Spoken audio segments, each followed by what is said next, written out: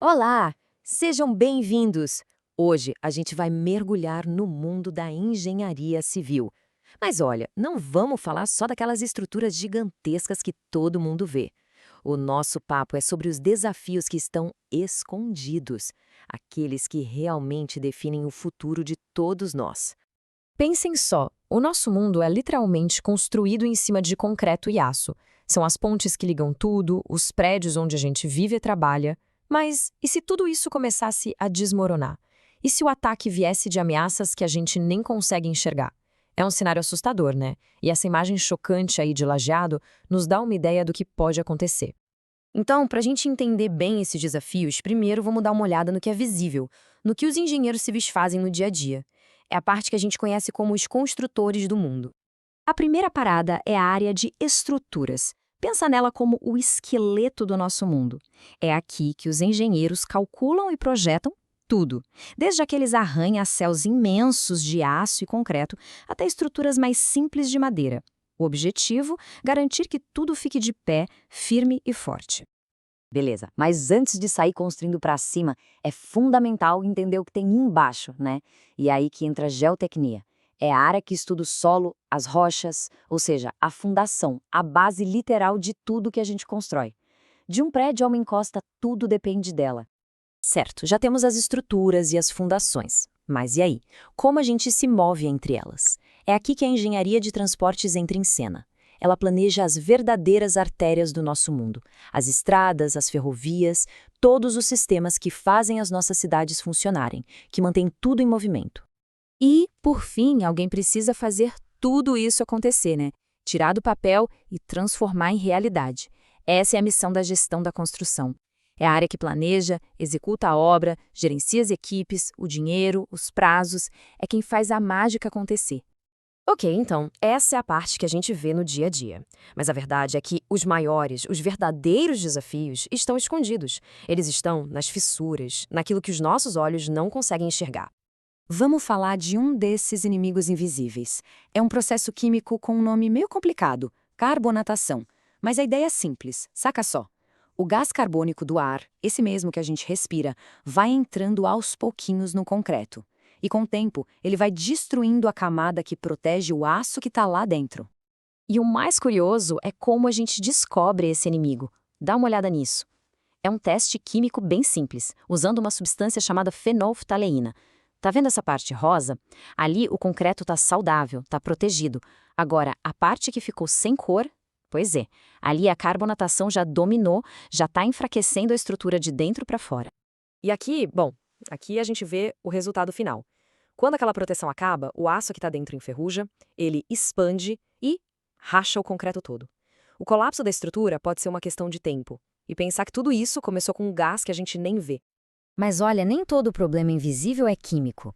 Alguns deles são puramente matemáticos e numa escala que é difícil até de imaginar. Vamos pegar um quebra-cabeça bem conhecido da logística, o famoso problema do caixeiro viajante. A pergunta parece fácil. Qual é o caminho mais curto para visitar, digamos, 8 cidades e voltar para o ponto de partida?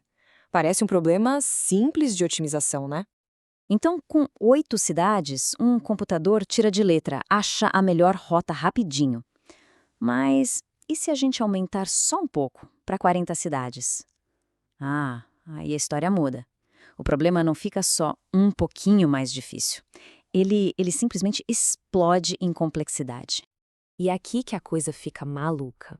Para achar a rota perfeita entre apenas 20 cidades, um supercomputador levaria mais de 77 anos. E para 40 cidades? A gente está falando de nonilhões de anos. É mais tempo que a idade do universo. E esse problema, essa matemática impossível, é o desafio central da logística mundial. Um setor que movimenta tipo 15% de todo o dinheiro do planeta. E essa explosão de complexidade não para na logística, não. Ela se espalha e atinge os maiores desafios que o nosso planeta enfrenta hoje. Olha só que ironia, o principal material que a gente usa para construir o nosso mundo está, de certa forma, ajudando a destruí-lo. Produzir uma única tonelada de cimento pode jogar na atmosfera até 900 quilos de CO2. Isso faz da indústria do cimento um dos grandes motores das mudanças climáticas. Outro desafio assim, gigantesco, é o que fazer com os rejeitos da mineração. Gerenciar essas montanhas de material com segurança é um problema de engenharia de uma complexidade absurda. E quando algo dá errado, bom, a gente já vê o que acontece. Os resultados são simplesmente devastadores, tanto para o meio ambiente quanto para as pessoas. E todos esses problemas globais acabam batendo na nossa porta, afetando os recursos mais básicos. Então vamos focar um pouco agora em água, clima e nas nossas cidades. A nossa água, a água que a gente bebe, está sendo atacada por um monte de coisas que a gente não vê. A gente está falando de microplásticos, de restos de remédios, fora que os reservatórios subterrâneos, os aquíferos, estão diminuindo no mundo todo. E para piorar, as mudanças climáticas jogam mais lenha nessa fogueira.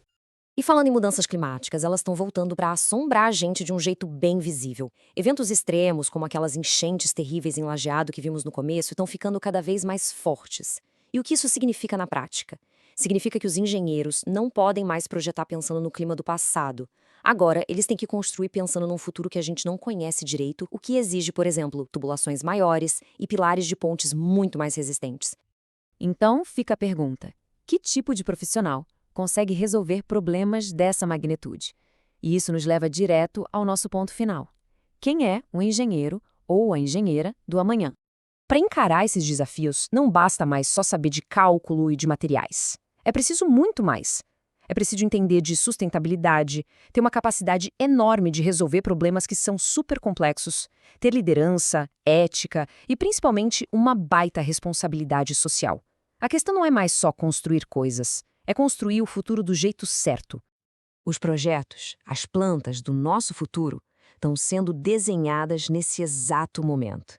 E a grande questão que fica no ar é: nas mãos de quem a gente vai confiar a caneta para desenhar esse futuro?